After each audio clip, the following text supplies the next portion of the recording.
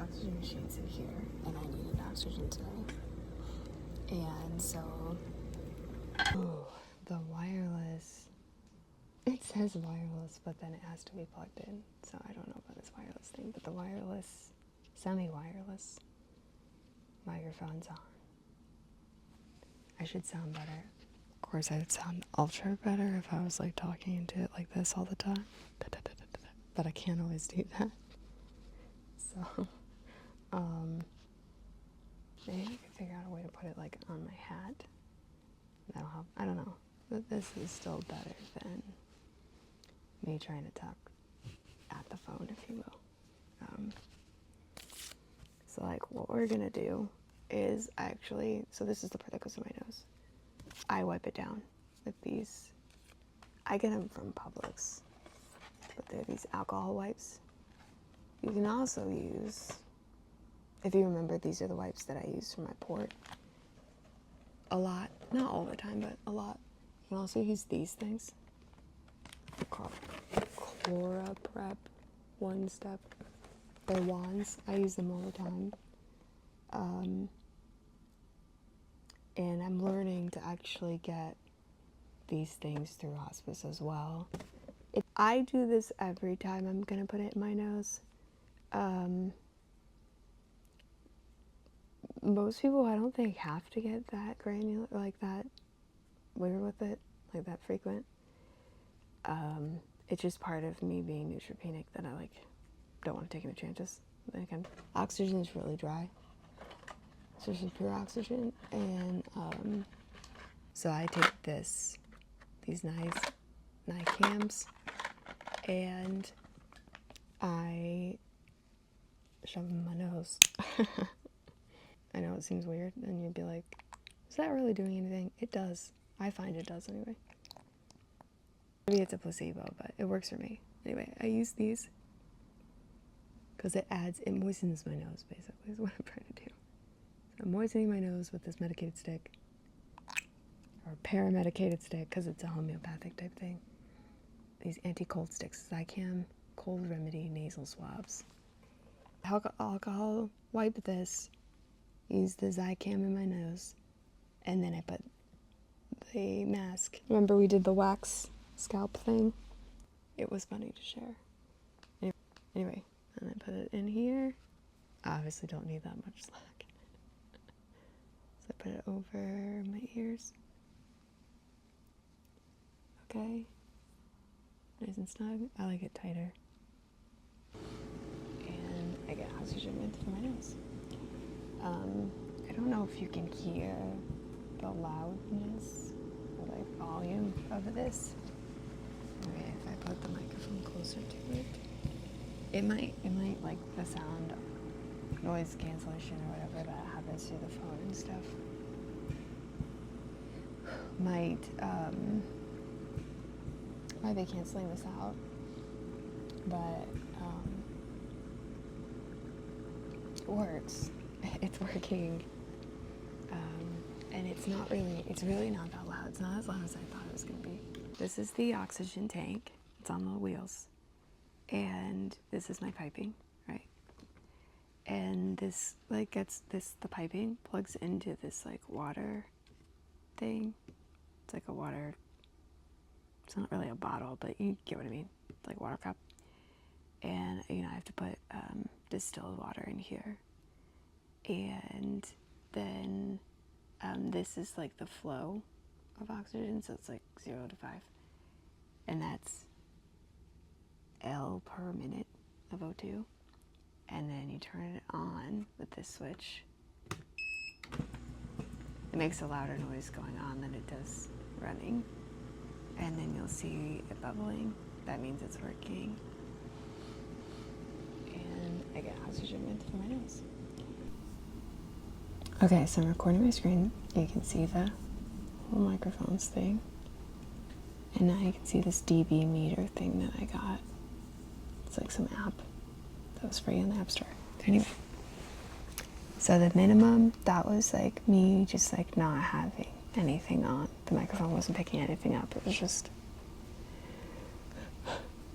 ambient noise in my room. So it's not perfect, but this is like good real world, as close as I can get to real world testing. So let's start it.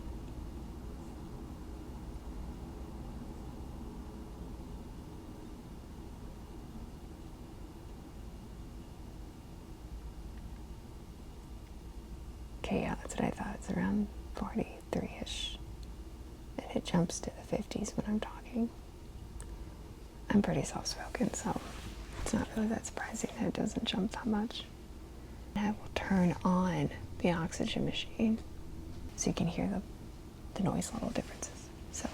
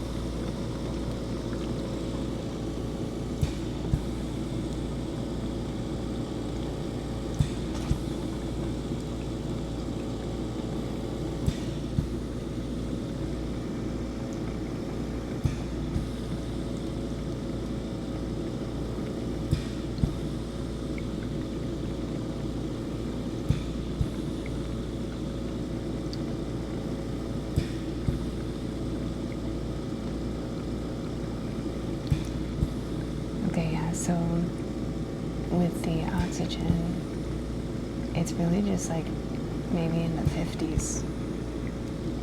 I mean, low 50s, mid 50s would be the highest. So it's a little louder than me speaking. Turn on the ice maker here in a second.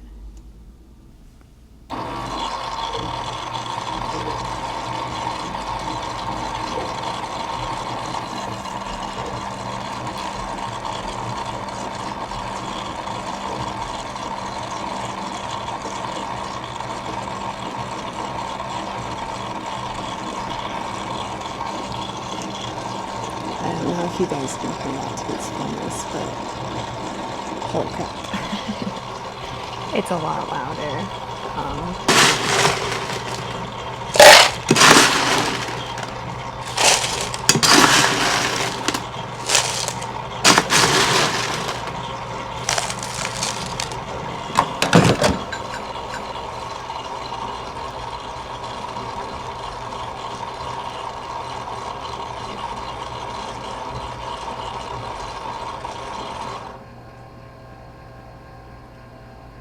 Wow. Okay. Yeah. So that's like the noise of the ice maker.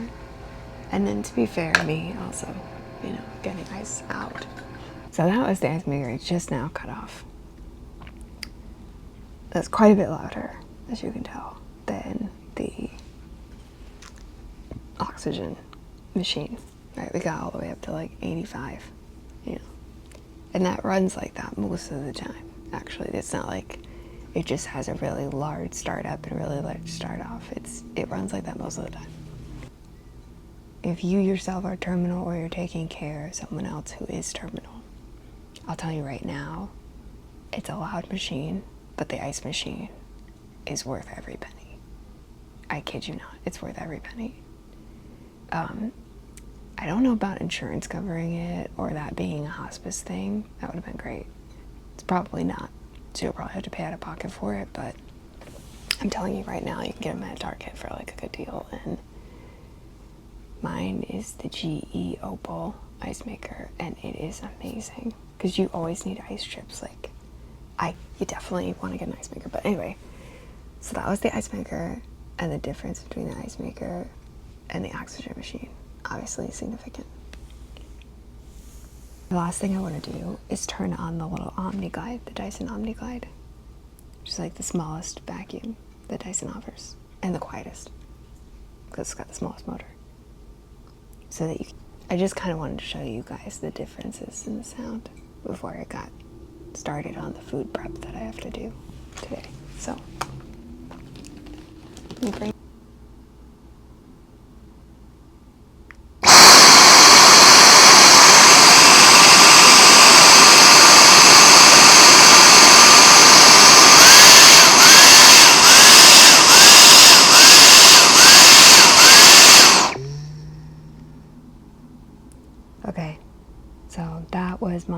Dyson Omni Glide. So as you can tell, there's quite a big difference, right? So like this, as like on the app, registered as loud. The Dyson did. Yeah, so that's the difference. So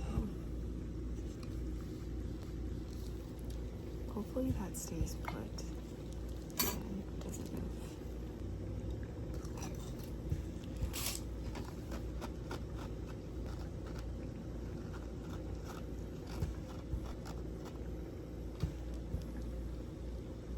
Sorry. I still don't know how much noise these will pick up from just me doing stuff, so I'm still learning how to even use this thing.